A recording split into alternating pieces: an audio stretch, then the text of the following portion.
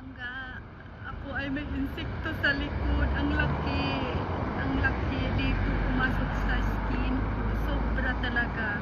Sobrang laki pumasok sa skin ko. Ito po siya. But before that, ngayon nandito na kami sa city. Naghintay kami ng another bus kasi punta kami sa, hindi siya hospital but malapit siya sa hospital in the side. Pero may mga doktor din doon. Yun po yung pupuntahan pag halimbawa may mga emergency like ganito, may mga ganito. But pag hindi na pwede din sa hospital. Pero ito, ang sakit, insekto pumasok sa pumasok sa likod ko. Sa skin ko, hindi na talaga makukuha.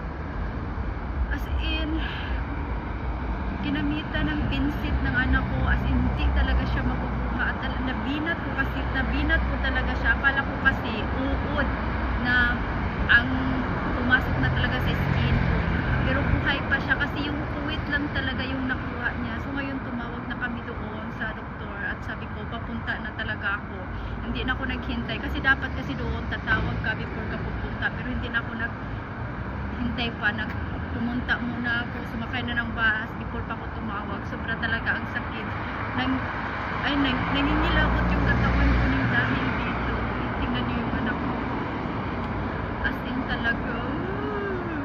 So ngayon, sana ang sakit sa likod ko. Sobra talaga. Ikirot. Ang sakit na ng likod ko. Kaya, so ngayon, nasikasuhin ko muna itong isa kasi gusto niyang, ko siya.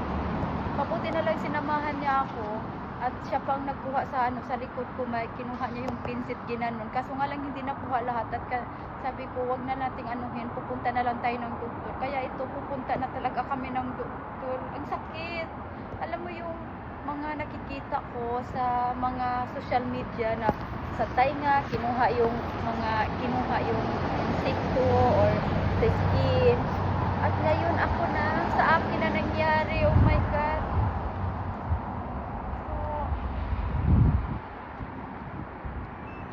Anak.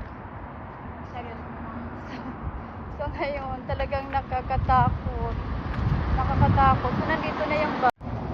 Sasakay na kami ng bus. Pangalawang bus na to. Na bus. Siguro mo, mama? Sa likod mo.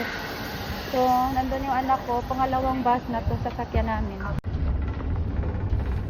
At ngayon, nandito na kami sa bus papunta sa doktor kasi nga para makuha itong insekto sa likod ko pumasok.